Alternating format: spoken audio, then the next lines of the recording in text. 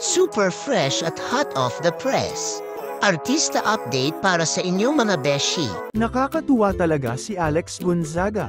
Kahit nasa hospital siya, nagagawa pa niyang magpatawa at magbigay ng good vibes. Imagine, habang nagre-rest siya dahil sa acid reflux. Pero eto pa, nag-share siya ng picture ni Alexandra Daddario na umiinom ng tea, naka-red socks, at obvious na buntis. Parang hinting-hinting na rin na buntis si AG. Sana nga ito na yung magandang balita para sa kanila ni Mikey. Sobrang deserve nilang magka-baby. At kung totoo nga, walang material na bagay ang makakapantay sa happiness na madadala ng bagong baby sa kanilang buhay. Makikita nga na nag-edit pa ang kanyang editor ng kanyang vlog. Kita din ang support at pagmamahal ni Daddy Bonoy Mommy Pinty at syempre ng kanyang mga in-laws na sobrang mapagmahal.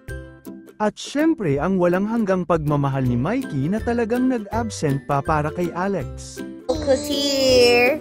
Polly! Pepesa! Pepesa! Papa! Yay! Nakakaloka!